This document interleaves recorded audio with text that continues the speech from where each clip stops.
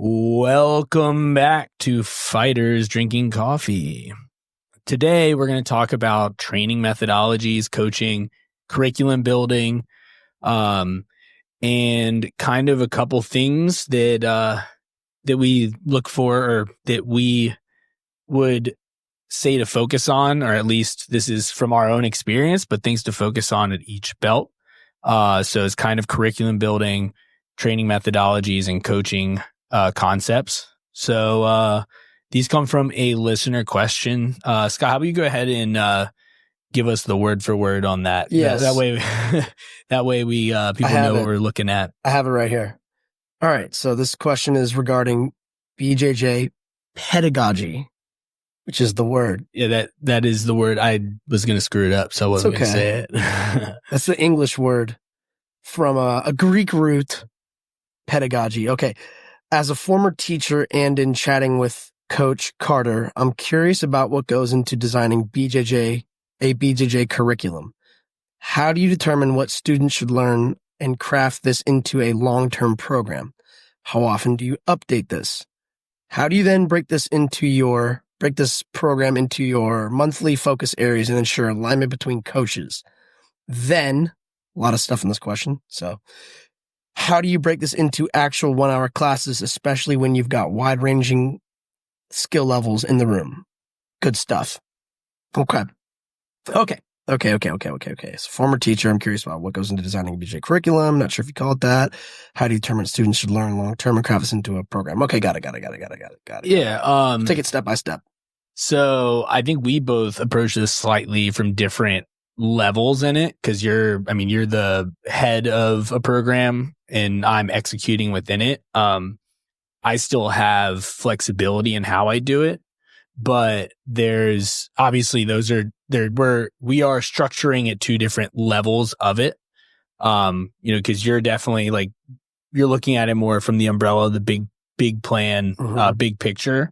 And I look at it more so from the majority of what I'm looking at is either the week or, within the framework, right? So, we definitely have we can talk about different points of it, each of us. So, do you receive a framework and then you work within that?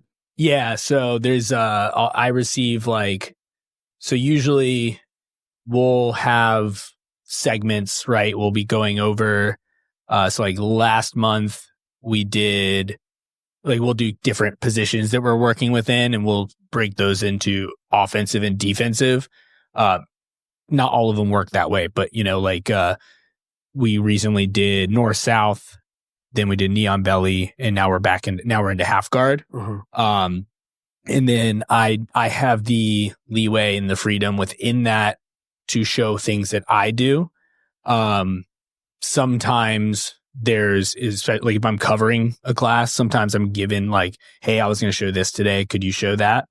But for the most part, it's showing the things that I do from those positions, or hey, here's my escape that works, or this is what works for me, or here's an attack that I like to do from here. But there's a little more knowing, because I'll know roughly what's going to be taught next, so I can also work into that as well. But let's start big picture with kind of how you plan out your how you decide on what the curriculum will be, and how you roadmap that for.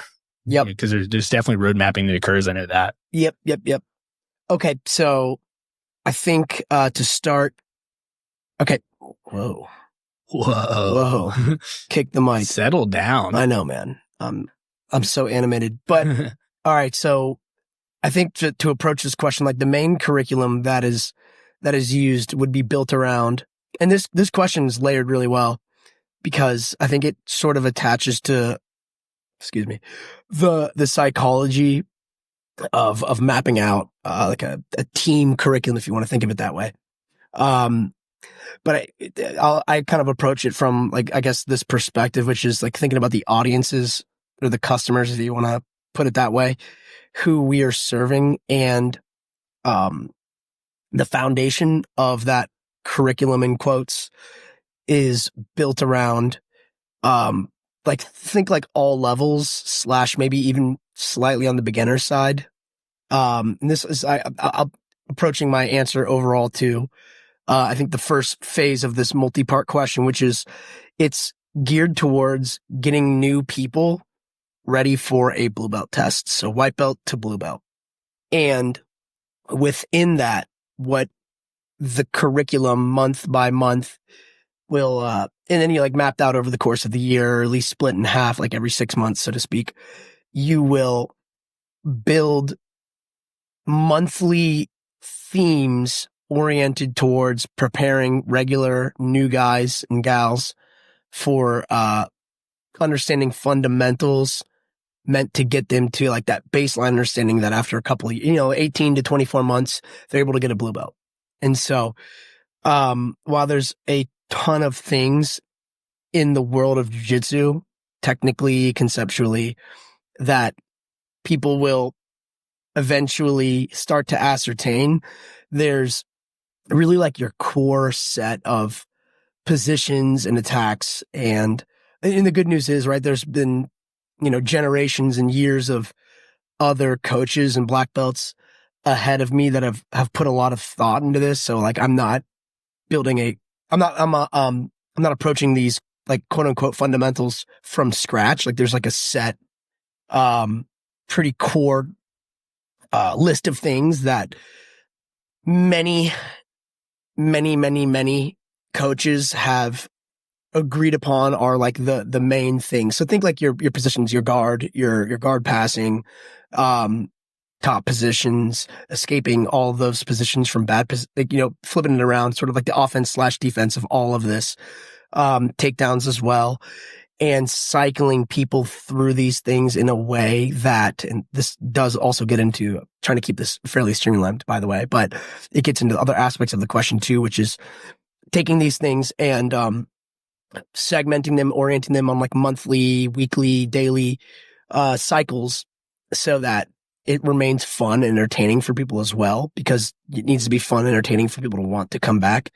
The listener question also kind of touched upon like, I think, was it this question? We had another question that was tied to this, but it was sort of like what do white belts, blue belts, and purple belts, need to be receiving. And, again, speaking maybe a lot more to the white belts, but also like, it's relevant at all levels, which is, I think, a theme of what I just mentioned, which is that you want people to continue to want to come back to training. Because at the end of the day, we've talked about this a lot. It's that consistency of training that gets all of these folks, whether they're on a curriculum or not, ready for that blue belt test.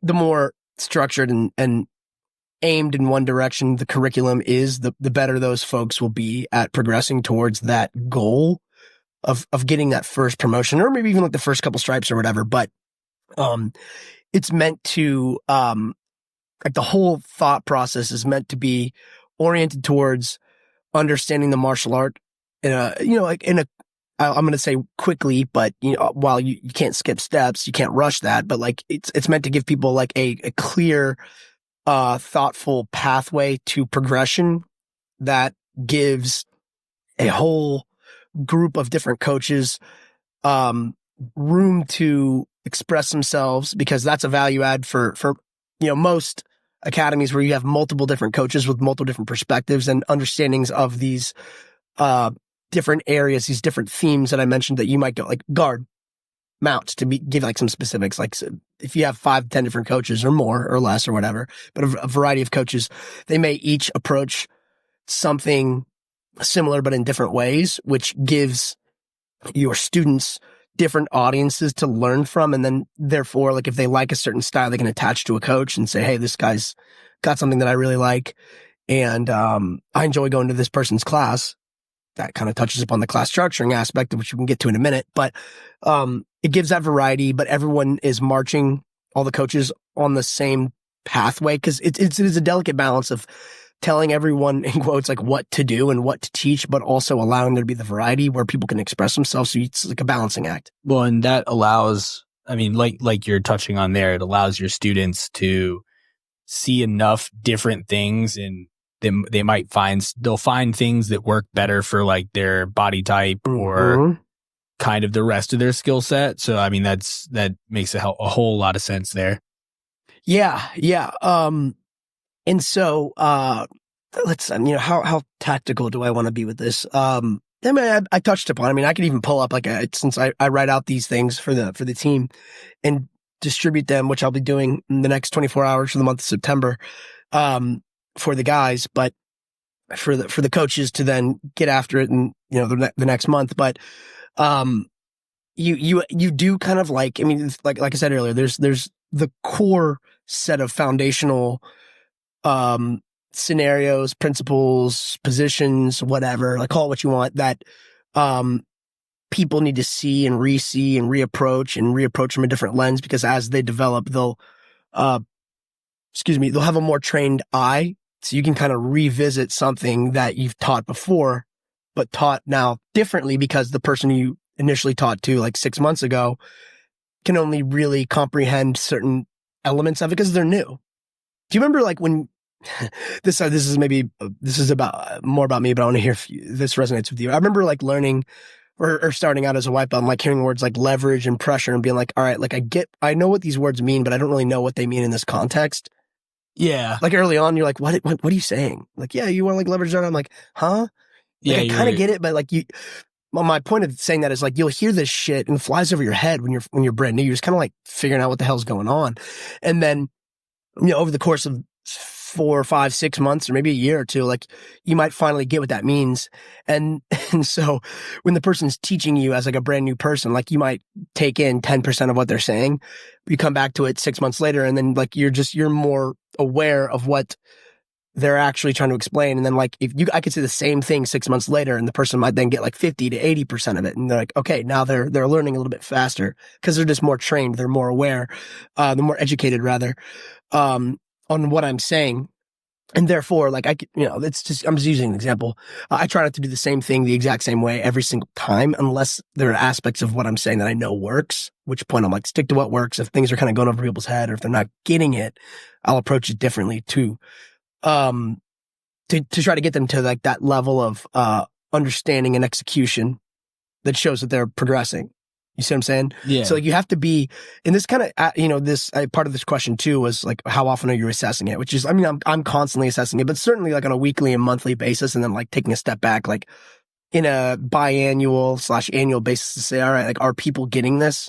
Well, and you have to be open to like, you have to be able to like take in the data to like understand if people are actually progressing. Well, and it's good because you actually can get pretty real time feedback on their understanding, right? Like the extent at which you have to re-explain during the practice of it, right? Like you'll have guys, you'll show a move and explain, or, you're explaining the concept. And then the quicker that you see that like skill acquisition, you're like, okay, I did a good job. The way that I explained it this time works for this crowd very well. And then there's other times where you have to like, all right, everybody bring it back in. Let me point out a couple other things. And it's like, okay, I didn't do a good job explaining it. It's not that they didn't get it. I mean, yes, but it goes both ways. I know what you mean. Partially that I didn't explain this well enough, or I wasn't able to articulate what I wanted them to do. Your example with like pressure, right? People don't really know how to apply pressure. Well, they think they do, right? But like initially, if you haven't done it, you don't really know how to like hold a person down. So you see a lot of guys like driving forward instead of settling down, right? Mm-hmm. And so you have to be like, you find yourself having to be more descriptive of that, being like, all right, we're going to apply pressure here versus, all right, we're going to try to take our shoulder, put it on our hand. We're going to cut off to a 45 instead of trying to stay parallel here. And, you get these, you learn a lot more. We've talked about this in other episodes too, where you actually get better at the moves because you start to pick out the details better. But so like, yeah, you get that instant feedback on, all right, I'm able to now evaluate how to teach this thing or how to explain this concept because I was able to see how quickly they were able to understand it. So, yeah, I mean, absolutely. Well, and these things don't happen overnight too, which is, you could be a really good communicator and deliver what you think is like, man, I nailed that. Like I explained that really well. But each person this is part of the challenge of the job. People learn differently. And like you said, like you might be talking about like an idea, a concept like applying pressure, and someone might need you to tell them, put your hand here, put your hip here, drop your weight, concentrate your weight on a leg or something on their core. And like that person might say, all right, got it, check. Like you told me specifically where to do this. Some people might just need to say, hey, drop your weight. And you're like, all right, got it, pressure. And some people might not get any of it because that's just not how they learn. So it is, and this kind of add another part of the question, which was like different skill levels, different like people. It's like, it is a bit of a challenge, which is why I kind of go back to like, you reduce it down to like the core principle, basic things and to what you just, oh my God, I keep blasting my microphone. But yeah, I know, man. To what you were, articulating a second ago, which was that like, I like reteaching certain moves over and over again to do what you talked about, to see if people are either hearing it differently in a better way, they're learning it better. Or maybe am I explaining it in a more efficient way? I think that part of the challenge of a coach, this is something for sure that I've gone through, and I'll drop in and see how other coaches are doing too on this thing, which is that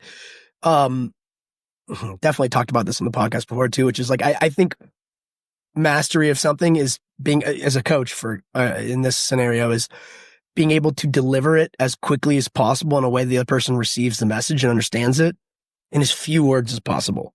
Not like long, drawn out monologues where you talk and rant and you say things that make you sound smart. If you can efficiently deliver the information, and then they can go and just execute go do it. Like in a short amount of time. That's you want to be efficient with that, because like also part of the question is like, this is a 1 hour class for the most part. In a lot of rooms, it's around an hour, right? Sometimes a little more, but well, and then how much of that's actual like instruction that's time, right? Like not a ton, quote unquote instruction time. Maybe 25% of the class, more or less. It depends on the class, but 30% max. And people need time to practice it. So you'll get like, you might not get more than 2 to 5 minutes to explain something. And then it then becomes a matter of like having people deploy and start practicing that. And then you run around and you keep an eye on as many people as possible to say, all right, like, let's see how they're doing. Cause that's the feedback part. That's where you get to see like, all right, do these guys see what I'm saying? Can they execute it? And that's an immediate feedback loop for what you mentioned earlier. There'll be a lot of instances where I'll have like 2 or 3 things queued up to teach. And sometimes we're going into the very first one and it's just not landing. And then I'll be like, all right, rather than jump into 2 and 3, let's stay on 1. Let's just keep practicing it and see if I can't get these guys a little bit more aware and like approaching it better. Sometimes it's going off without a hitch and you can go to 2 to 3, sometimes 4 or whatever, or more, time permitting. Because structuring a class too, this goes back to what I was saying, where it's like people are paying money and they want to exercise as well. They want to go off and play the game because that's fun. The class needs to be structured with like a warm up because it's a physical activity. You don't want people to get injured, so they got to be warm. They want to walk off the mat with at least a little bit of a heartbeat, like a pump and an elevated heart rate. They feel like they I got some exercise in. Because I mean, a lot of people, this might be their main form of like physical activity too. That's right. Yeah. That's right. So you have to be conscientious of that as well. And that goes back to that theme of saying what I mentioned earlier, where it's like, hey, let's get these guys having a good time, get them to learn as much as possible in a short period of time, practice it, be conscientious of the fact that, and I tell people all the time, I'm like, hey, if this is your first time seeing this, it's okay if you don't master it at the end of this class. That's normal. So don't be hard on yourself. Like try to pull away like as much as you can out of it. No big deal if you don't get the whole thing. Cause we want them to come back. Like they need to keep practicing. They'll see these things again. And that's also part of why, like when you structure these classes, you want to give them time to spar and do things, because you may talk about one thing during class that they might not actually get into in sparring or drilling or whatever, unless you're like very intentional with your drilling, which is good to do as well. But, this is kind of how the structure, like, okay, I can talk about like what the curriculum actually entails as well, because this touches upon that as well, which is that like we'll have, themes either for but definitely for months, but, within that theme, so to speak, there will be a variety within the month. There'll be a variety within the week. And sometimes variety day by day, but then I've also experimented with like consistency across days or weeks to say, all right, let's give these guys a couple days in a row to work on a thing. On So on like one specific one, thing? one, maybe like a mount attack. Like you want it to be broad enough. Again, going back to what I was saying, we're like coaches, we're not all doing the exact same thing. Sometimes you might align on that too. And look, there could be value in that. Like I know there are some places where the curriculums are extremely laid out. Yeah, you have like, on this day, we're doing this move. On That's this day, right. we're doing this move. That's right. Yeah. Which can be a little bit formulaic and maybe too structured. It's a fine line. Like, Yeah. so, I mean, when we came up, when we first started, like, the curriculums were like, I don't think anyone I ever trained with had a curriculum until like 5 to 8 years ago, which is weird to say. I mean, maybe that's a little bit, that might be a little bit extreme, but a lot of it was like, when I first started, it was like, show up, you're going to get what the coach had on the top of their head for that day. And it was still cool. Like you would do it. You'd be like, I don't know what I'm getting today. Move of the day. Yeah, move of the day. Random move of the day. Yeah. And like you'd go out and you practice and you would learn. Like I learned, you learned, we learned, and we did that. But well, I know when we first started really taking over coaching too, I mean, we kind of looked at systems, right? Like we did a lot of like systems work, a lot of that, like we're going to work Kimura systems like off of this or like, so it was vastly, we'd like pick a system every week, just like not super random, but relatively random, right? And that they didn't necessarily week after week didn't necessarily mesh together when we first, so. But that's also like, it still worked. Yeah, of course, people still learned, people still trained with us, but all those guys are black belts now, so. Yeah, well, yeah, no, 100%, man. And like that goes back to the consistency thing. Yeah. What I mentioned was like those guys just like, we kept training, they wanted to keep training. And like at the end of the day, you can have like you should have a plan and it should be thought through because that's kind of the point of what we did is sort of like, in the early days, a lot of folks were pioneers. We're pioneers, man. Like there wasn't a lot of structure to these things. So it's sort of like we get to look back at that and say, all right, well, like what were the pros and cons of that? And where can we implement more and better for our people and then this is like, I think again, like a theme and a responsibility of a coach, which is like, how do I make these guys better, faster than I got better and faster? Because that's why they pay us money. Yeah. That's why they pay us money. Because, like they're paying us for our wisdom to deliver as much value and get them to where they can gain and gain and gain because they want to see that discovery. And that's what gets people excited about it. One cool thing about like the feedback loop we talked about, like that I like when I either do private lessons or I teach classes, and a lot of times I'll get this from people who will come up and ask me questions. We've talked about that on the show too, which is like people will ask good questions. I'll get varying degrees of quality questions. No big deal. But I'll respond to them and then like someone will come back later and say, hey, like when you mentioned that X, Y, and Z and I started thinking about it and I did it, like you get like what people, when someone asks a good question, you can tell they've really thought about it and like they're thinking about it. Like I've noticed this with people. It's like sort of like what you give attention to. Actually, Nakapan has this saying that I really like. That he relates it to business, but it relates to everything. Which he goes, what gets measured gets managed, which I like. Which is really a code for like if you're paying attention to something, you're thinking about it, and you intend to do it, like you're going to do it. So I think that applies to teaching, which is like, hey, like someone will come to me and say, I have a question about like this half guard thing, this knee shield's driving me crazy. What do I do? I'm like, well, try this thing. I try to get to that answer via some sort of like relevant counter question to the person. Like I'll ask them to like reproduce the situation. It's like, what's jamming you up here? I can't get around this. Okay. What do you usually do? Why does it break down? What are you noticing? Sometimes I ask them like, what do you think's going on? A lot of times people know the answer. They just need like some help, like problem solving around it. But like, I'll do my best to get to the root of something. And I'll give them like, again, as short and as to the point as possible. Hey, try this one thing. A week or two later, they'll be like, yeah, well, I tried that. Hey, man, it's starting to work a little bit. Now I have 4 or 5 more new questions and new challenges. That's jiu-jitsu for you. But it's like a cool way to say, hey, if you do this thing and you think about it, like it'll start to work. And then they'll see that and they'll be like, damn, all right, cool. Like this, it's good to know. It's good to know that like there is a solution to this problem that I'm looking at. And if I put some thought into it, I can kind of solve this problem. And then you'll move on to the next problem because again, that's just jiu-jitsu. There's always another thing that's going to face you and make you like think and problem solve. And literally sweat through it. So it's a cool, constant working and evolving martial art. Like, hey, shout out to jiu-jitsu, you rule. But yeah, like there's that, dude, I went on a tangent there. There's that like thought process and that the discovery that I think you want people to see that. You want people to like go out there and see it for themselves. Well, yeah, I mean, that's the general ideology behind like the whole CLA eco thing, right? It Like, totally makes sense. Right? Shout Like, out to Greg and the boys who, I know we're not going to talk about CJ. well, we can talk a little bit about it. They did but a great job. The American, I forgot the name of the team. It wasn't the Misfits, but whatever. Greg seemed great yesterday, man. And, yeah, and he deserves some credit for what he does. They were the Gorillas, I believe. Yeah, they looked good. Were they the Gorillas? I think you're right. Yeah.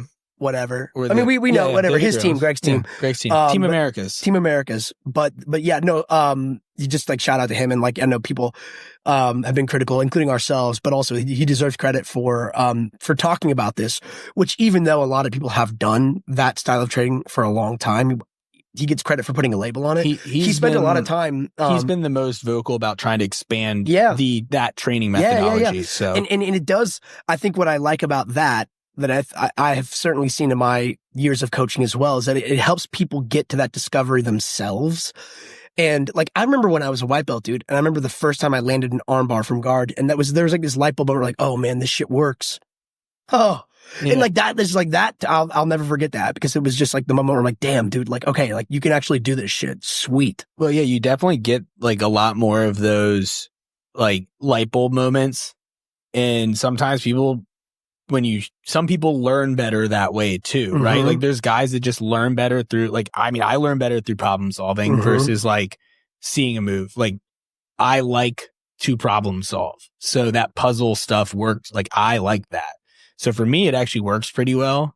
But I mean, there is a level of base understanding that's required for it. In my opinion, I don't know, but I think there is but it works. I do like a hybrid method, right? Like I try to work it into my class structure. I think the challenge in like what Greg is attempting to explain with his methodology, with his pedagogy, is that word of the day. Word of the day. And now this is where, like, I mean, to respond to what you said, I think I would imagine there's just the two of us, but I think if we polled 10 people from random gyms, I think most people would say that like when they see and can track and like pinpoint, walk through their own mentality, like a moment where they like saw something click. In other words, like they discovered it for themselves. That's the best way they've learned. I think most people do respond to that. It's like you said, providing that, like the challenge is providing them with the right, like it's like, what's the right way to get someone as quickly as possible to that point, which I think was Greg's thought process is like, this is how I found successful people doing that. And like, you know, the hundreds, if not thousands of other coaches who are doing that in other ways as well, all of whom have experience and success doing it in other ways, or similar ways, but like also slightly different ways too. That is the challenge. Like you said, it's sort of like, I do think that the method of combining both like, hey, explain a thing, try not to spend a ton of time on it, be as concise as possible. Like we've talked about, put your students in a scenario where they can practice it and then like see it for themselves so that they can be like, wow, like that light bulb moment happens. They're like, dude, I did it. And now their job is going to be continuing to do that against better and better people. Cause this is the root of like, usually when I get these questions that I allude to, like after class, it's like the first question I usually ask someone is a counter question. It's like, all right, well, who did you try to do this against? It was this purple belt. I'm like, yeah, no kidding. Like the purple belt made you like, this is going to be a white or a blue belt, and usually a white or a blue belt. Could be anyone, but like I always ask them, it's the questions only come when they're getting jammed up in a scenario, which usually, like if they can pull it off against a white or a blue belt, like they think they probably know it. When you go to a purple belt who's better and is forcing you, like you know elements of it, which is like what I said earlier, where it's like, if we'll explain something, you'll get 10 to 20% of it because you're new. And that's just for most folks what you can absorb at the time. You go and you do it for a while. It works on people of a certain skill level, but then you're going to run to the guy who can receive the data, the same data that I'm giving to that white belt at 50 to 60%. So they just know it better than you. And so you're going with your 20 to 30% awareness of it, which is getting you some success against people of lesser skill levels. No problem.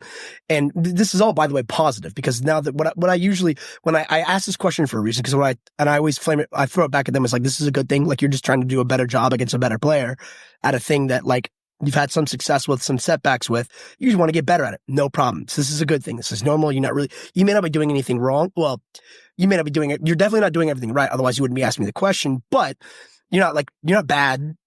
You're not bad at what you're doing. You probably know the answer. The other person you're going against is really good. And so they're forcing you, like when they see a mistake that you're making, they're just going to exploit it. Therefore, like, yeah, you got to tighten up some things. Let's go back into it.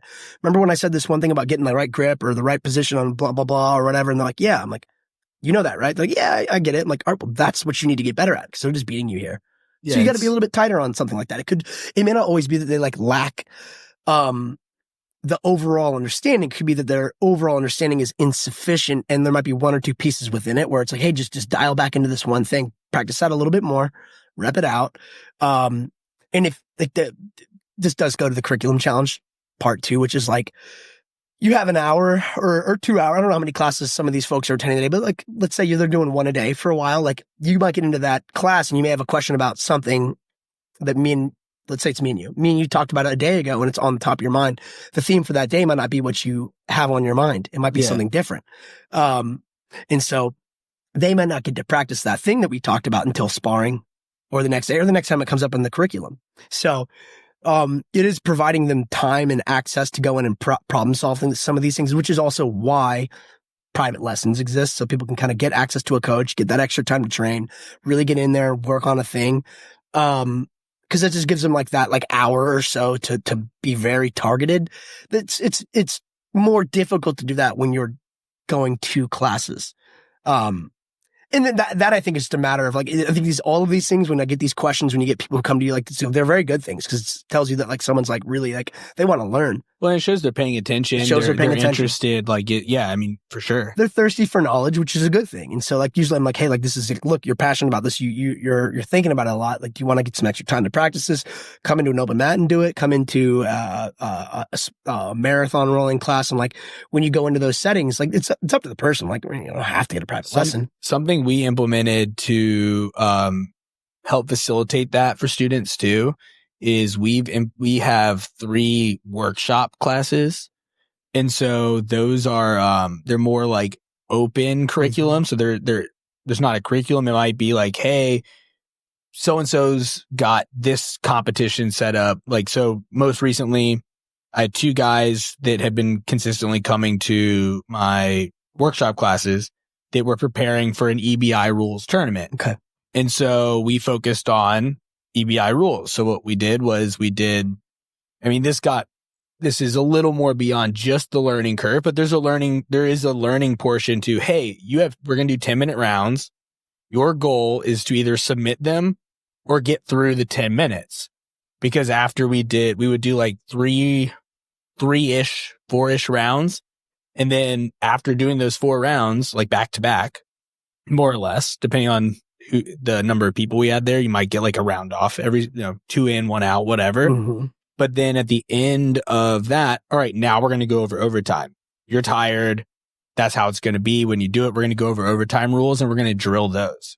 These are the positions that you can work from. Here is some solutions, but for the most part, here's the general concept of we need to break their arm or we need to escape, right? Mm-hmm. Like, so those are the 2 things we do, or back control. So, all right, these are the things these guys are working on. We're all going to work on this today. Or someone might come and be like, hey, like another one we had was, hey, I'm having trouble.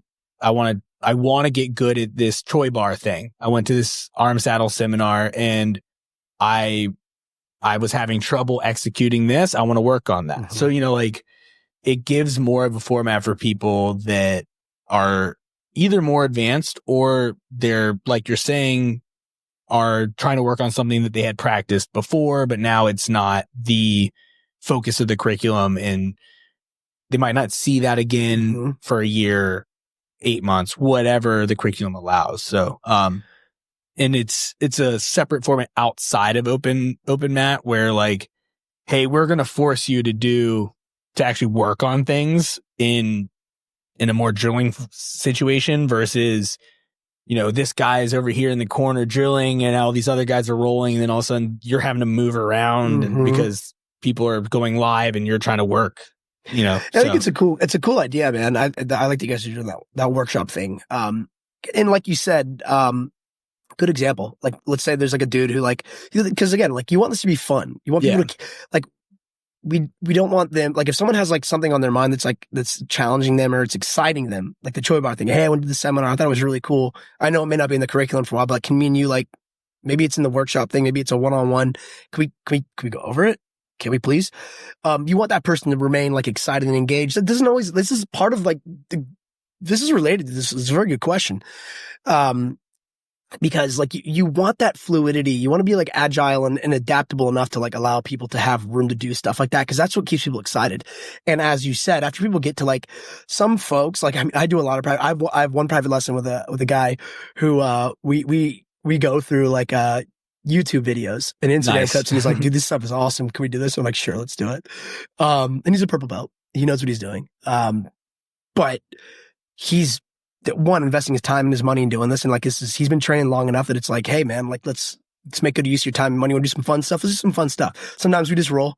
Now if I were going to be like, all right, man, like what to get your brown and black belt, by the way, to get his brown and black belt, just needs to keep showing up. Nothing crazy about that. So he'll get his brown and black belt if he keeps showing up. But, I could also very easily just say, no, you just need to do these fundamental things, like screw all this internet shit. But at the same time, like, want them to have fun, dude. So it's sort of like this balancing act of saying, like, I can give you my curriculum and like can get you to your black belt, do these things. But also, like, at the end of the day, like I said, it's just consistency. He'll get that either way, whether we're doing like guard passing, fundamental stuff. But if that gives him burnout and he's like, this is just getting boring, dude. Maybe he doesn't show up consistently anymore. And then like all of a sudden he falls off and that brown belt, that black belt kind of eludes because he doesn't show up. The value of him being like, dude, this one, like he's a paying customer and knows what he wants to do.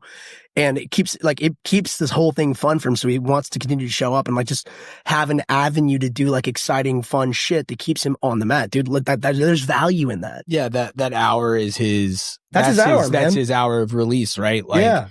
we can work our guard passing in live rounds, but this is the time to like, hey, I want to get good at this cool, fun thing, and then I'll eat my vegetables later, right? Dude, I love that phrase. And yes, that's exactly what it is. And like, also, like he's a lot of that hour too. Sometimes we'll do stuff. Basically, like we'll go and we'll be like, all right, this move is bullshit. This move is bullshit. This move is bullshit. That one's good. Okay, let's do that one for a little while. All right, this one actually could fit for you. So, and he's also more educated because he is a purple belt. He spends a lot of time studying and like he loves like, he's an analytical type dude. So he like likes looking and learning. He's like pretty smart and kind of understands many of these things already. So it's like, all right, dude, like we can make this, we can use this in a lot of different ways. And yeah, so it kind of gets that theme of, keeping him having a good time, enjoying training, not being too formulaic. Cause the other thing too, people have like day jobs, people have structure, people have families, people have like rigidity in a lot of ways. Not the devil's advocate against curriculums, but there's probably also a case to be made for letting people kind of just free flow sometimes, giving them like a little room to like just have some fun. Yeah. You know what I mean? Like without like too much structure and too many limitations. But at the bedrock of everything we do, there's got to be a curriculum to keep people on track. When I first started off, like at the beginning of the episode, thinking about this, like this, for all intents and purposes, everything we're talking about here is really oriented towards like your beginner and like all levels style students, not even quite getting into intermediate and advanced, which like I also have experienced those audiences as well, where you more or less do similar things, but you push it at a little bit of, I guess you'd call it a higher level. Like you can kind of, keep a similar thought process on what worked for the new guys. It will definitely continue to work for the more advanced and intermediate guys. You just do it at in a different tempo with a different degree of rigor and higher expectations.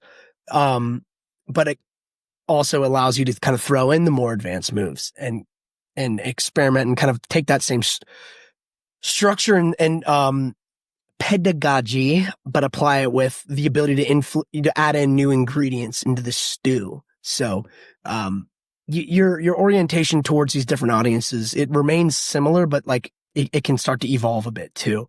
But I've always been a big fan of saying like what works for like a lot of what I tell these guys to when I teach, like even the white belts is like, this is stuff that like I've continued to do over 20 years and even more. Like some of them I do even more as I've competed, as I've gone with better and better players. I'm like, this is like, There's all kinds of stuff I can show you, but what I'm going to put in front of you all is stuff that I know works. So I want you all to get good at this. Well, yeah, your fundamentals is what wins at the end of the day, right? Like fundamentals wins medals. That's what, that's something I actually heard yesterday. But yeah, like those basics are the things that, those are the things that win your matches. Those are the things that make you better, right? Than the advanced stuff is good and all, but it's a separate, like that's a whole different, there's a whole different avenue. You don't need those things to be good, but you need to be good at the fundamentals to be good. No, 100%, more man. than anything else.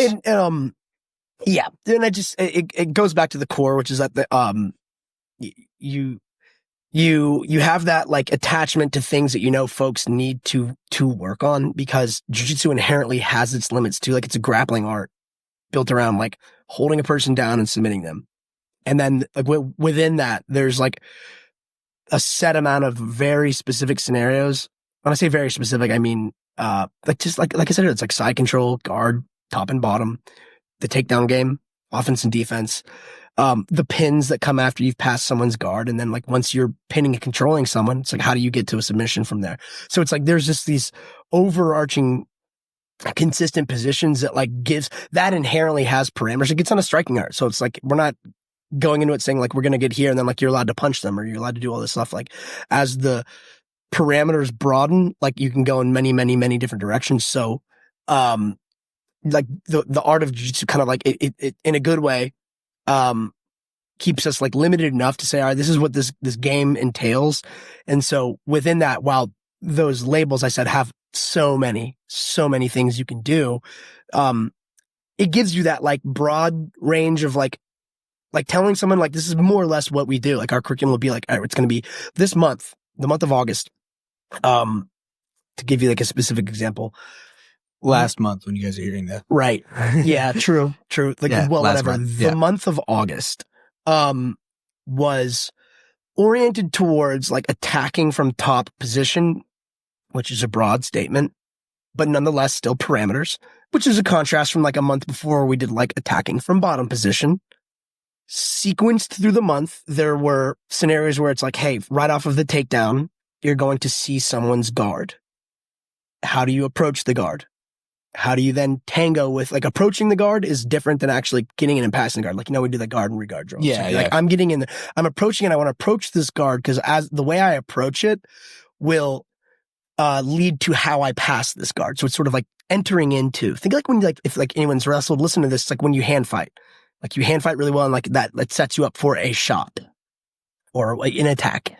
Sets you up for your entry point. So it's like set yourself up for an entry point to guard. Once you've got that good entry point, you're already off in a good position because you have that good entry point. Well, now we're executing the guard pass. This could be the next couple of days. This is your point of engagement too, right? Like a lot of the passing game can be lost in how you engage the guard.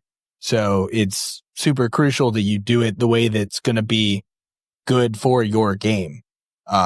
Because if, you know, there's a lot of ways that you can approach the guard and end up in a really shitty guard position. 100%, man. And what you made a comment earlier too, which I also think lends like the different coaches, different styles. Like this guy referenced Coach Carter. Coach Carter's like 6'3", tall, longer guy. He's bigger than me by about like 65 pounds.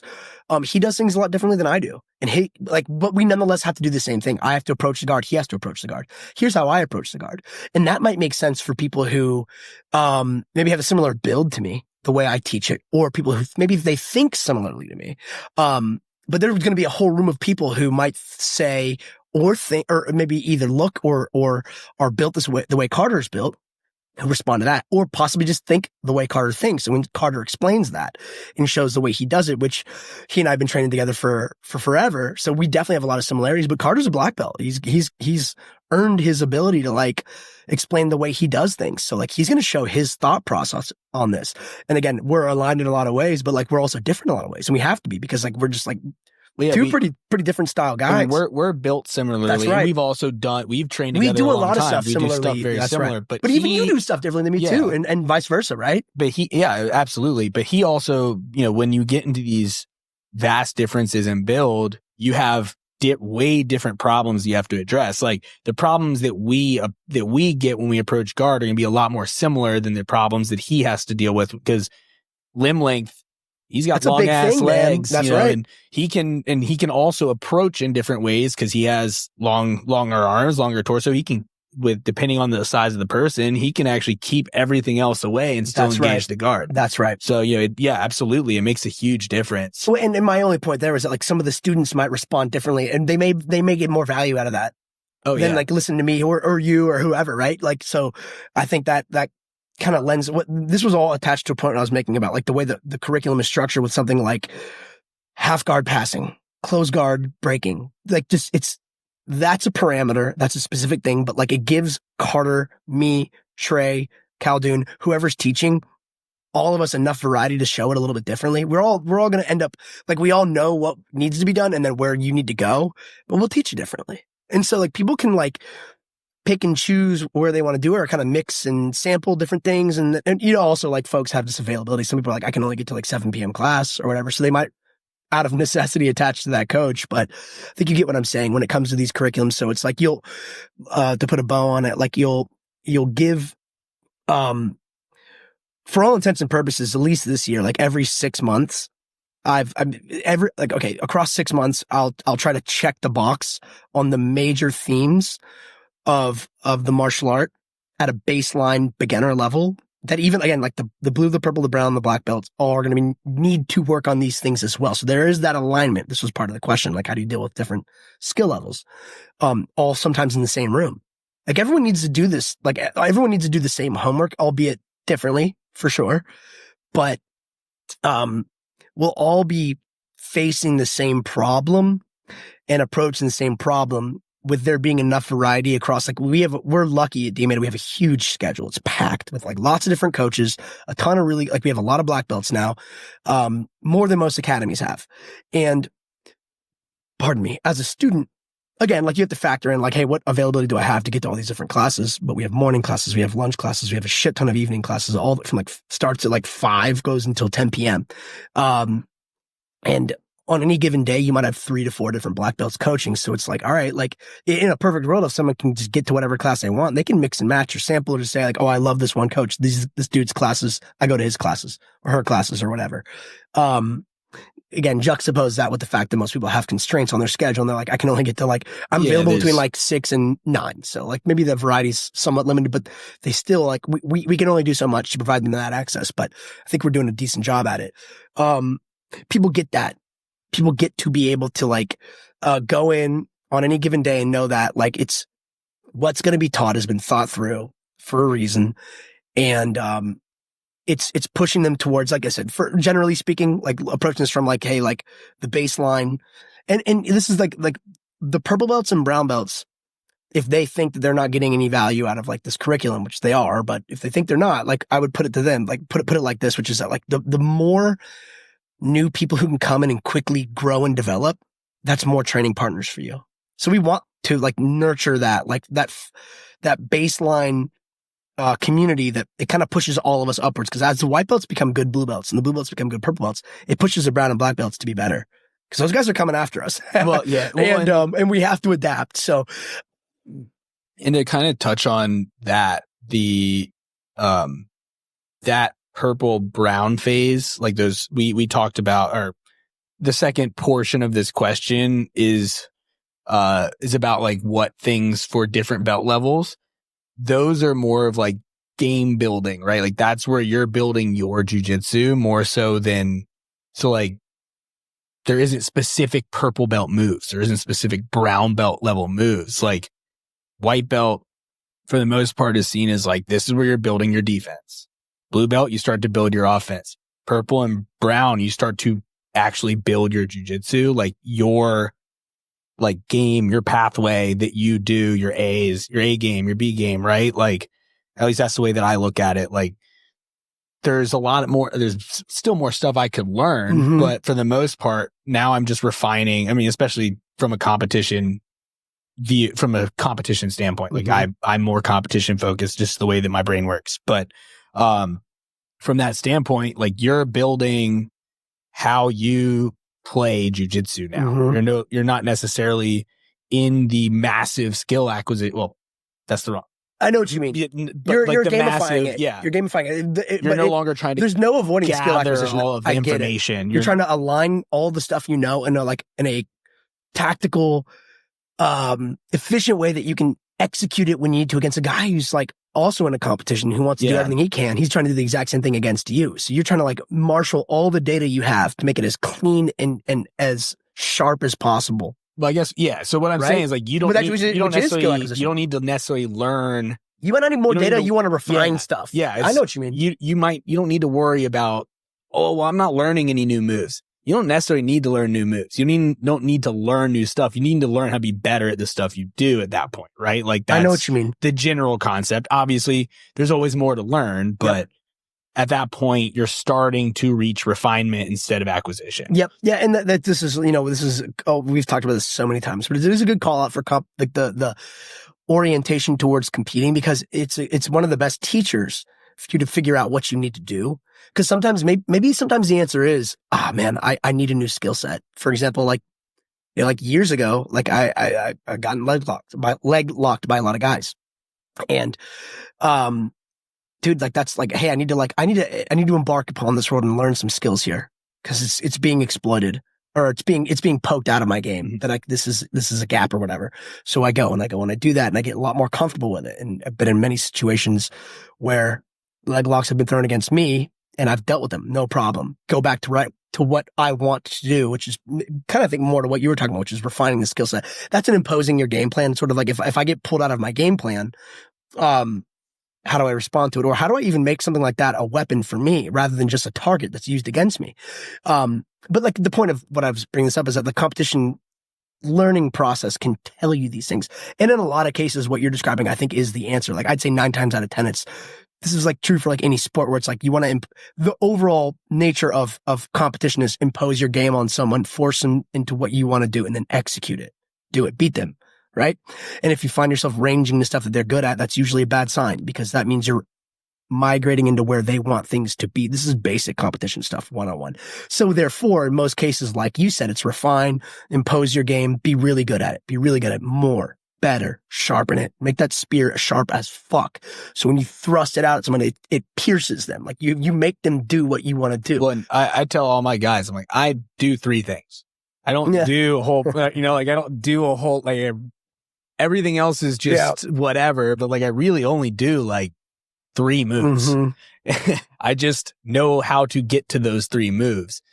And kind of on that, you were taught, I was going to talk about this, where you're talking about like the mixed classes, right? Like you have mixed skill sets. The majority of my classes, I have like a relatively very split. Like there's not a lot of middle, like guys in between these 2 groups. I have like this group of blue belts that competes or likes competition. Mm-hmm. Like they're these kind of more upper level blue belts, and then very new guys. I mean, there's a little bit in the middle, but like we'll have like a couple, it's very split between more or less brand new and hey, these guys are like legit blue belts. And then, purple belts up there too. But so I've started working with this specific class structure, because he was, the question asked about how do you structure that down to 1 hour? And, the way that I've started approaching that is by kind of forcing them to do competition practices. Mm-hmm. And some guys like that. Some guys don't. Some guys just do it begrudgingly, but they love it at the end of it. They suffer through it and then they're happy. Cause they do get better. Like all these guys get better. And one thing that I've started doing, we do our warm up, and then I'm like, all right, I'll take whatever position we're working on, and we're going to play just like we do it on Saturdays. Here's the game. I explain the game real quick. I don't show them solutions yet. I'm saying person on top, this is the position you're going to be in. We're going to build this position. Person on top, you're looking to, so we did half guard recently. Person on top, you're looking to pass. Person on bottom, I just want you to prevent the pass. And if they give you their weight, sweep them. So like, if you feel like they're off balance, sweep them. All right, 1, 2, 3, go. Everybody goes. They're going. I'm watching, and this kind of helps dictate what I'm going to show too. Sometimes they go through it, and then all right, everybody break. Now we're going to. I'm going to explain the game again. This time I'm going to provide some solutions. Yep. Here's what I do here. All right, let's go again. So I show it from top and bottom. Then they go again. All right, cool. Now I'm going to show the move. So then I show them the moves from that position that I wanted to work on that day. And it gives me a little bit of background on what details I need to focus on, because I can now see what everybody's doing and where they aren't able to execute. Sometimes guys are hitting the move already that I'm going to show. That's fine. But there's always more details, right? Like, okay, this person doesn't understand how to apply their shoulder pressure when they're hiking up and doing a pass that way. Or this person doesn't understand the concept of, or they need to refine how they're getting their underhook. And, so it gives me a little bit of direction with how to, it's almost like, hey, force them to do a review. And so it gives me a little bit of direction on what to focus on when giving the move. We work the moves. I always do an A and a B. So I always have the moves play off each other. So it's always like, all right, this is the first move. All right, cool. Move 2, if they go to react this way, that gives us this other move, right? So, example, we did a far side armbar from knee on belly. If they change the way they post or react to that post when you underhook, now you have a darce. So, it gave us, it started creating it helps to improve the game, because now when they're playing the game, they're actually going between moves and they're becoming more fluid versus, oh, this move didn't work. Reset, right? Try something different. Now they're actually looking to set things up using other things. And it's been pretty cool to see like that's been working. So it's kind of like hybrid eco stuff. It is. I'd say it's very eco. Yeah. I've kind of experimented with some of that formatting too, which I think is great, man. I've done that too. Sometimes where I'll be like, all right, I'll sequence a class on like one thing and I'll have them do it first with like pretty much no data. Like you said, kind of see where they're at. Then introduce one thing. Hey, do this. And then pay attention to see if they were able to make that improvement. And I also like a lot of times will ask them for feedback. Like anyone care to like talk about how that went or what was good / what was not good. And then maybe even go and have them do it a third time. Like you said, and kind of in the gaps, like you can point them in the direction, get them to execute whatever that objective is a little bit better, and then let them keep doing it. Cause like you know this, like we've done so many structured, like situational training sessions where like we'll do the same positions over and over and over and over and over again. Cause like, again, you don't get good at doing something. You don't get good at something just doing it one time. It's not enough. You got to do it a lot of times. So, and like with different people. So giving them that a chance to hit it a second or a third time, with more intel, with more, education, sometimes simplifying things, it gives them that opportunity to like, all right, like run it again. Maybe they do it a little bit better.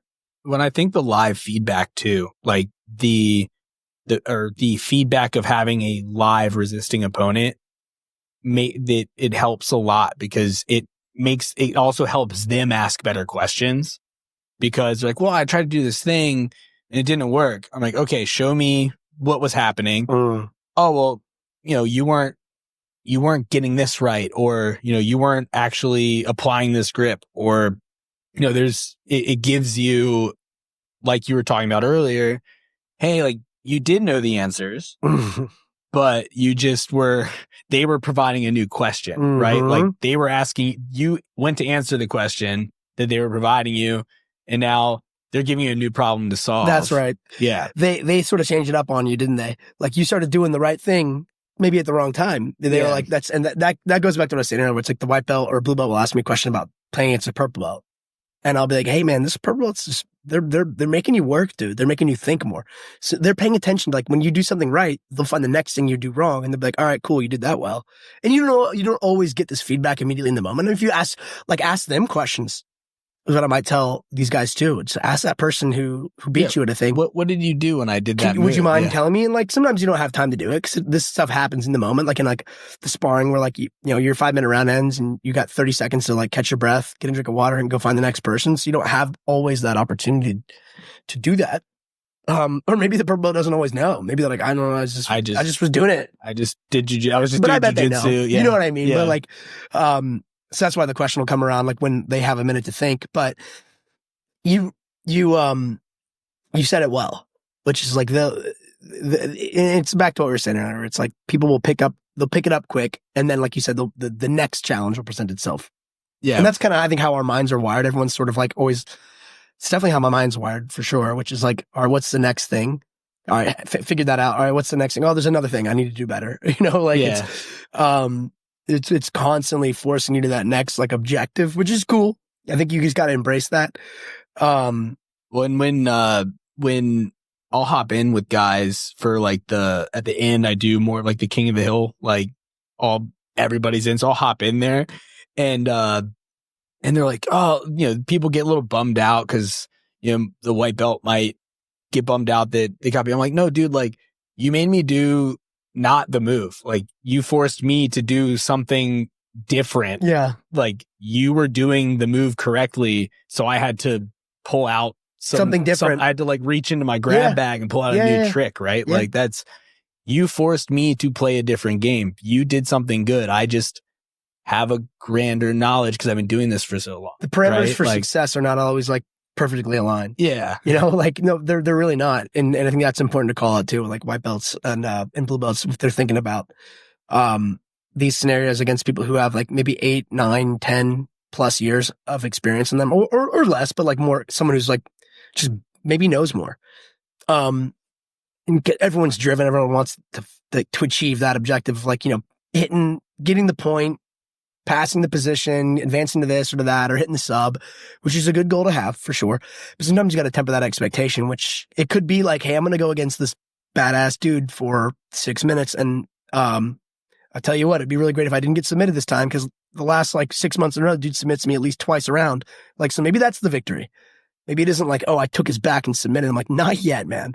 That's a good goal, high level to have. But like at this moment, if this person's going against, if they're trying to beat you, because maybe they're not, maybe they're fucking around, like sometimes people fuck around. I fuck around sometimes where I'm like, I'm not trying to submit this guy. I'm just moving around him. I always tell them if they force me to do wrestling shit, it means that they were doing it right. Yeah, but like that's a good indicator, right? You go to them and say, dude, like I wanted to submit you 5 times, I only submitted you once. Fuck, dude, good job. Yeah. You eluded me. Or here's one where like if you're going against like someone who's pretty physically strong, like just a physically capable and skilled practitioner, like, did you make them work hard? Did they have to muscle something? Yeah, right? Did they have to bench press you off? Yeah. Like, I mean, I've maybe as I've gotten older, this is perhaps something, although shout out to Asim for keeping me youthful and spry and strong. I think for my benefit, I've changed the way I train Jiu-Jitsu. And this is like this isn't a Asim thing where it's like he wants if I'm butchering this, Asim, you can come on and yell about how I got this wrong. But yeah, drop just Scott though. Drop Scott 0 stars. Drop the whole podcast 5 stars. But Scott 0 stars in the comments. I accept this. Which is like he's like, you want like your skill and physical attribute acquisition to be off the mat. And then on the mat, it should be about like it should be like skills on the mat and like strength and other attributes off the mat. Not that you don't merge the two together, but my point being here is you're not working cardio and strength on the mat. Yeah, like I'm trying to be skills. You're trying to do things the right way at the right time with like fluidity and execution and like in precision and accuracy. Which is I've tried to like, in other words, like I try to use like less athleticism unless I'm in the game of it. Like if I'm competing, that you put it all together. Or like sometimes you'll have those competition training sessions where like you have to practice putting it all together too. Don't get me wrong. But the majority of your training should be like, let's do this stuff the right way and really understand it. So like me and Khaldoon train all the time, right? And Khaldoon's getting really strong and really good because he's constantly working. And I'll tell him like, there's a lot of times where I'm like, man, like I'm only going to get some of these moves on you if I like fucking go beast mode. And like, I don't always want to go beast mode. Like sometimes I do, sometimes, and it works, but like a lot of it is like, yo, man, I'm trying to do this the right way. And like, you're getting good. I can't you're making me not do this the right way, which then forces me to rely on certain physical attributes, which like, that's credit to you, dude. It may not feel like an immediate win to you, but like you're making me do things differently. So that's a credit. Like going with Noah and like having to scramble like crazy. Yeah, for real. Go into like straight up battle mode because he's a beast and he knows how to move. And like, by the way, like if he can draw you into that, that's one of those. That kind of goes back to what we were saying, like competitive style. I think it's like maybe he's pulling you into a world that like he thrives in. Mm-hmm. And like, yeah, we want to be good in that world too. And we are good in that world too. But like, dude, like if he's doing that, that's like an initiative of the match management that like he should consider like a world where he thrives. And so if he's pulling people into that like scramble orientation, like, yo, man, like that's where you need to be like winning because this is your wheelhouse. The rest of us want to slow you down. Yeah. And force you into like sticky, complicated jiu-jitsu scenarios, which he's getting better at those too. That's a skill. That's a jiu-jitsu skill attribution thing too. But it's a good example, dude. Because I don't get me wrong. I love a good scramble. It's fun. But scrambles a lot of times, like scrambles require like grit and determination to keep moving until you can get the point of the scramble. Actually, this was one of the themes of our curriculum. It's a good callback.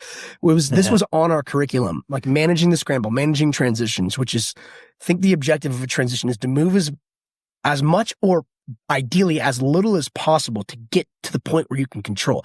Like the point of being good at the scramble is to be able to stop the scramble. And I think a lot of people too miss you have to be able to. You gotta end it. Otherwise, it's going to be like the Tasmanian devil spinning around for like, It is creating chaos that you can manage and control. It's whoever has the best control of the chaos will win the scramble every single time. And there's a reason that wrestlers do so well in it because they're really good at finding those footholds within that chaos because they're so used to speed, doing movement, it, right? Yeah, 100%. So, and I really need to find a way to teach it because it's hard I love to reproduce. doing it, but it's so hard to one of the closest things is just putting people in like dogfight or something because it forces, there's a little bit of a forced scramble that occurs when you put people there. Like people will just inherently create one. But yeah, I mean, it's hard to teach, and finding a way to teach that's pretty cool. I want to hear. we can talk about that offline because we've done that. By the way, we do that in our Saturday trainings, man. We do that in our. But dude, I'll tell you, man. Like, I think people in jiu-jitsu will go above and beyond to avoid wrestling practices, like really jiu-jitsu style dudes. Like, because it's tough. It's hard because, this is, I guess, my way of saying, like, I think the best way to do that is to actually, you just have to go wrestle. Mm-hmm. Because basically, in my experience, like, and this is perhaps just my, background, I guess, showing, which is that, like, dude, like, for me, like, a wrestling practice is just constant scrambles. So it's sort of just like a stress inoculation. Like, oh, you want to get good at scrambling? Just go do a class where all you do is scramble. And when you're not that good at wrestling, when you start out, you're going to get beat a ton. So like sometimes like the scramble to survive, you're already practicing the skill, but it doesn't feel like it sort of goes back to being a white belt. Which another reason why I think most jiu-jitsu guys, especially black belts, avoid it because they don't want to be white belts anymore. They like winning. And wrestling is hard fucking work. It's hard work. So it's like brutal on the body. It's brutal on your cardio. It's brutal on everything. And, if you're not willing to embrace that, you're just kind of avoiding the scramble skill. But it's the best simple answer. Simple does not mean easy.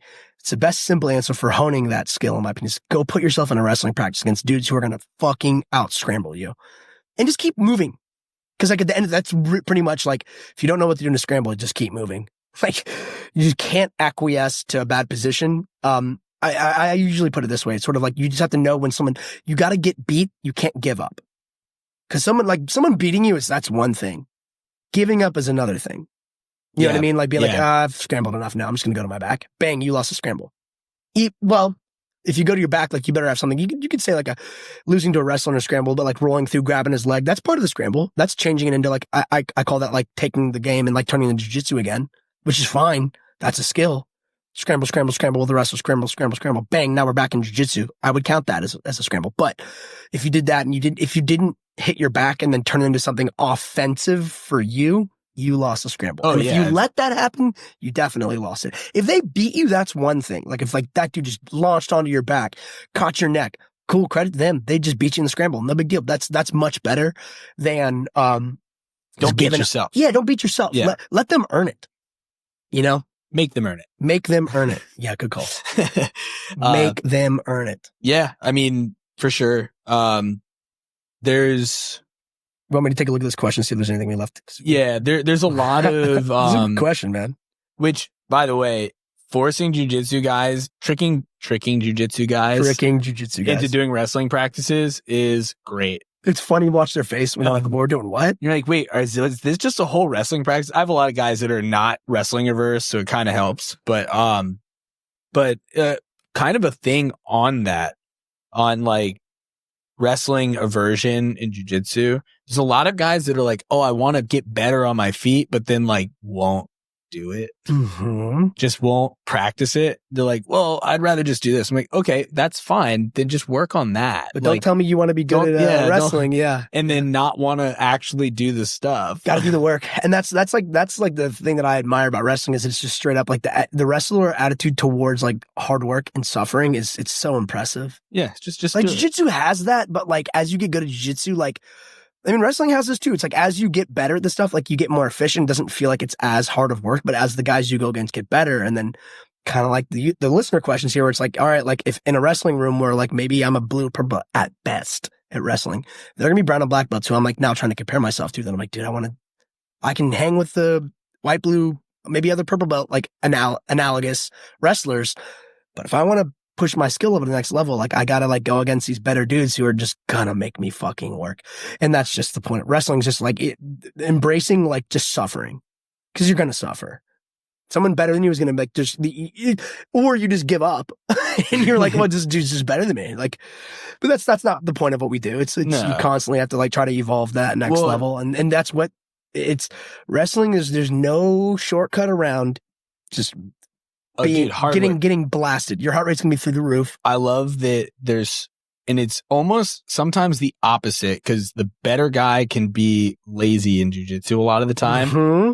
In wrestling, and the other guy can still be working hard and not do better than the other guy. In wrestling, there's always the way to outwork the guy better than you in like if you just go in, you just keep working, you can eventually win that. Like you're not gonna win every time, but hard work can always find a way to win in wrestling, because sometimes you just keep on people, dude, and you get it. It doesn't always work with jiu-jitsu because there is a slight difference, but in some of the engagements. No, I know what you mean, man. I mean, you're right. You're definitely onto something there. And dude, like if you watch some of the best wrestlers out there, like they have a high work output. The head movement, the hand fighting, like they're just grit, dude. It's grit definitely too. That's why it's such a cool sport, man. And like you see this in in all sports and in all combat sports for sure, but I see it like all the time. I love watching wrestling matches now. I almost enjoy watching it more than watching jiu-jitsu matches personally. It's kind of like whatever, just entertaining. Maybe I've watched so many jiu-jitsu matches, I still do, of course. Well, there's a rule set thing that makes it more entertaining too. But what I was going to say was like the number of times I've watched like dudes in like high level international freestyle wrestling matches, world Olympic trial style stuff, or Olympics and stuff, like matches of that caliber where like one dude will be up on the scorecard for the first round and most of the second round, but then like the dude who just, and that guy fades, and then last 40 seconds, dude who just didn't quit, kept hammering until the end, starts racking up points, wins last minute. Happens all the time, and it's fucking awesome to watch. There's like life lessons in that. Oh yeah, that's why wrestling rules, man. Yeah, it's an amazing sport. Look at how we ended up. We started on jiu-jitsu curriculums and finished with like, just go wrestle. Just gushing on wrestling. Just go wrestle, you guys. Yeah, dude. Heck, that's yeah. That's it wins a lot of jiu-jitsu too. It does. I mean, it's super applicable. So yeah. Everything else, cool. Go wrestle. Yep. Was there anything else we need to touch on for this question? No, I think we hit it. We did We did a lot. Hell yeah. Hell yeah. Well, I mean, yeah, guys, that's most of our take. Let us know. Actually, this is let us know what you guys find you learn best, like how you are learning best in your classes, like when you guys are doing jiu-jitsu. Drop us some comments. If you're in the Discord, let us know in there too. Like, just when you're learning, when you're training, what do you find helps you like better retain what you're learning, or helps you get to the move quicker? Like, are you learning better when you're doing kind of the CLA eco based classes? Do you learn better from seeing the move? Do you learn better from feeling the move? Like, cause some people learn better just by having the move done to them. Like, they can feel the pressure points. Some people are more tactile like that.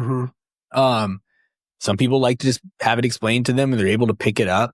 Some people can just watch. Well, I guess that's the same thing, but some people just watch and learn. So, let us know in the comments below, or hit us up on the Discord, comment on Instagram. Let us know how you guys find that you learn the best, or what you do like from the curriculums you've been experiencing. I mean, this is all about knowledge share. This is just our experience in jiu-jitsu that we're sharing with you guys here. And so with that, that's Fighters Drinking Coffee, guys. That's episode on training methodologies and curriculum building. Pedagogy. Word of the day there. And so like, follow, subscribe, hit those reviews. Those help us the most. So if you're listening on Apple, iTunes, Spotify, YouTube, whatever, review those episodes, review the show. Drop us comments. We're able to see those when you comment on the episodes. We'll do our best. There's a lot. We have to find them in all the different places. So we will do our best to interact with those. Instagram is always one of the best ones. We will be starting to put up more and more clips from these episodes. So that should help you guys get a better feel, because I know we are animated speakers. So sometimes you'll actually get a better feel for what we're talking about. We're moving our hands a lot hitting here. The microphones all the time. Hitting microphones, getting real wild with it. But so hit us, follow on Instagram at Fighters Drinking Coffee. You can find Scott at Scott Dance BJJ. And you can find me at Get Sudsy on Instagram. So find us there, guys, and we're happy to interact with you. So that was Fighters Drinking Coffee. Bye. Bye. Love you.